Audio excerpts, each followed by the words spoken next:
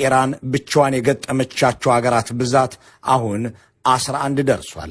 አንድ ሀገር 11 ሀያላንን ገትራ ይዛለች።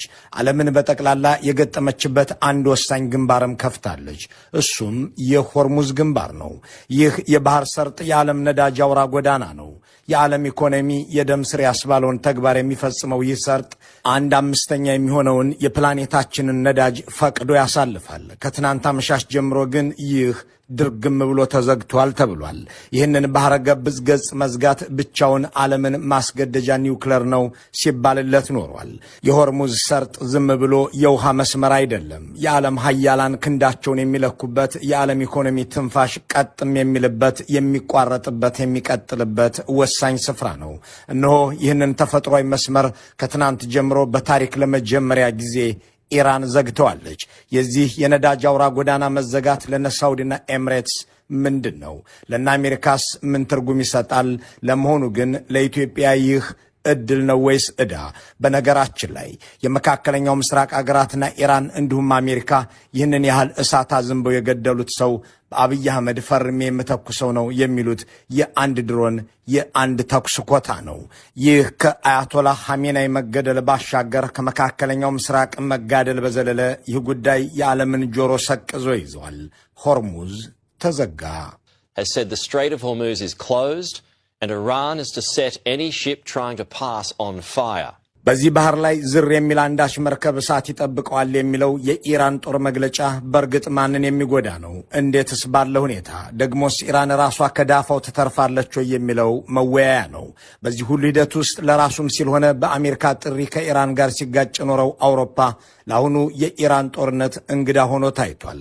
ከትራምፕ ጋር ሆድና ጀርባ የሆኑት የአውሮፓ ሀገራት በሙኒክ ኮንፈረንስም ሆነ በብራስልሱ ጉባኤያቸው ባደረጉት ምክክር ከአሁኑ የአሜሪካ አስተዳደር ጋር መግባባት እንደከበዳቸው ሲያነሱ ከርመው ነበር። መላንምታ ብለው ለመወያየት ያደረጉት ጥረት ለዘመናት በገነቡት አሜሪካ ላይ የተጠጋ ኢኮኖሚና ዲፕሎማሲ፣ ጸጥታና ደህንነት ምክንያት አልቀለላቸውም። ለወትሮው ዋሽንግተን ሲያነጥስ ብራስልስ ሲያለቅስ ነበር።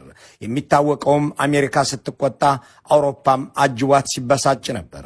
ዋይት ሃውስ ያሰበውን ዌስት ሚኒስቴርም ሆነ ቴን ዳውኒንግ ስትሪትና ኢሌዜ ፓላስ ሲደግሙት እንጂ ሲቃወሙት አይታወቅም። አሁን ግን ይህ ሁሉ የለም። አሜሪካ የኢራንን ጦርነት እንደምታደርግ ከአውሮፓ ጋር አልተማከረችም። ለለንደንም ሆነ ለፓሪስና ብራስልስ ማሳወቅን አልወደደችም። ይህም መዘዙ ለኛ ተርፏል ብሎ ያልተጠበቀ ጣጣ ውስጥ የወደቀው አውሮፓ ስንት ጦርነቶችን አብሮ ከአሜሪካ ጎን እንዳልዘመተ ዛሬ ባይተዋር እንደሆነ አድርጎታል። እነዚሁን 3 ነጥቦች እንመልከታቸው። ሆርሙዝ ምንድን ነው? የጦርነቱን ይዘትና ስፋት በመወሰን ረገድስ ምን ሚና ይኖረዋል? ባይተዋሩ አውሮፓስ ለአሜሪካ የእስራኤልን ሩብ ያህል ያለመታመኑ ወይም ያለመታየቱ ዋጋ ምን ያህል ነው? እንዲህ ያሉ ጦርነቶች ለኢትዮጵያውያን ምን ትርጉም አላቸው? ስፋቱ እንደ ዝናው አይደለም። 33 ኪሎ ሜትር ብቻ ወደ ጎን ይረዝማል። ይሁን እንጂ ስራው እንደ ጥበቱ አይደለም። የዓለም ጋዝና ነዳጅ ሳምባ ነውና ከአምስቱ አንዱ ይጓጓዝበታል። በዚህች 33 ኪሎ ሜትር ሰርጥ ውስጥ 21 ሚሊዮን በርሜል ነዳጅ ያልፋል። በዚህች ጠባብ የውሃ ሰርጥ ከ60 በላይ መርከቦች ነዳጅና ጋዝ ጭነው ተሰልፈው ይሄዳሉ። ይህ ሁሉ የሚሆነው በኢራን መልካም ፈቃድ በዚያች ፋርሳዊት ሀገር ይሁንታ ነው። እዚህ ጋር አንድ ጥያቄ ይነሳ። ይህ ሰርጥ የባህር ክልል ከሆነ ባህሩን ለኢራን በልዩ ሁኔታ ማን ሰጣት? መልሱ አጭር ነው። የሆርሙዝ ሰርጥ ለኢራን በአንድ አካል ወይም በስምምነት የተሰጠ ሳይሆን በጂኦግራፊ አቀማመጧና በዓለም አቀፍ የባህር ሕግ መሰረት የባለቤትነት ድርሻ ያገኘችበት ስፍራ ነው። የሰርጡ መገኛ በኢራንና በኦማን መካከል ነው። የሰሜናዊ ዳርቻ ሙሉ በሙሉ በኢራን ግዛት ውስጥ የሚገኝ በመሆኑ በግዛቱ አቅራቢያ ያለውን የውሃ አካል ትቆጣጠር ዘንድ የባህር ሕግ ይፈቅድላታል። እንደ ማንኛውም የባህር ዳርቻ ሀገር ኢራን ከየብስ ተነስቶ እስከ 22 ኪሎ ሜትር የባህር ማይል ድረስ ያለውን የውሃ ክልል የራሷ ግዛት አድርጋ የማስተዳደር መብት በዓለም አቀፍ ሕግ ተሰጥቷታል። ከ33 ኪሎ ሜትር ስፋት 22 ኪሎ ሜትሩ የኢራን ግዛት ብቻ ነው ማለት ነው። እናም ለዘመናት እዘጋውና ታዛጋላችሁ እያለች ምዕራባውያንና አረባውያንን ስታስፈራራ የኖረችው በዚህም ልክ የዓለም 1/5 ነዳጅ በደጃፏ እንደሚያልፍ ስለምታውቅ ነው። ይህንን የነዳጅ አውራ መንገድ ተጠቅመው ወደ ዓለም ገበያ ነዳጃቸውን የሚልኩት ደግሞ አብዛኞቹ የመካከለኛው ምስራቅ አውራዎች እነ ሳውዲ አረቢያ ናቸው። የዓለም ነዳጅ ይተላለፍበታል ከማለት እነ ሳውዲና ኤምሬትስ እነ ኩዌትና ሌሎች የአገራቸው መሬት የሰጣቸውን ጸጋ ወደ ሌላ ዓለም ለማሻገርና ለመሸጥ ይጠቀሙበታል ቢባልም ልክ ነው። ኢራን እንኳን መርከብ የባህር ላይ ሰጎን የማያልፍበትም በላይ የዘጋችው ይህ የባህር መስመር እንዲህ ያለ ነገር ስታደርግ የመጀመሪያዋ ነው። እስከ ዛሬ ምዕራባውያን ሆኑ እስራኤል ሲነሱባት እዘገዋለሁ እያለች የምትዝት ብትሆንም ከትናንት በፊት ግን ለረጅም ጊዜ ዝግ ሆኖ አያውቅም።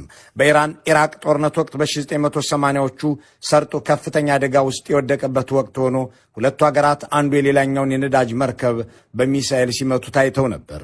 ያኔ መስመሩ በይፋ ባይዘጋም የነዳጅ ትራንስፖርት አስቸጋሪ ሆኖ ስለነበር የአሜሪካ የባህር ኃይል የንግድ መርከቦችን እየሸኘ እንዲያሳልፍ ተገዶም ነበር።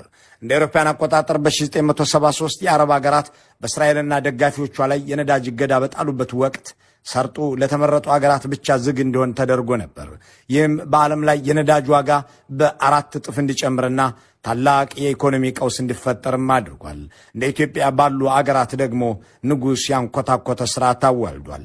ኢራን ከምዕራባውያን አንዳች ማዕቀብ አርጩሜ በተነሳ ቁጥር እዘገዋለሁ እያለች በመዛት የምትታወቅ ቢሆንም ይህንን ሆርሙዝን ለመዝጋት አልደፈረችም። ምክንያቱ ምንድነው የሚለውን የሚያብራሩ ጸሐፊዎች ነገርየው ለራሷ ለኢራንም ጭምር አደጋ ስላለው ነው ይላሉ።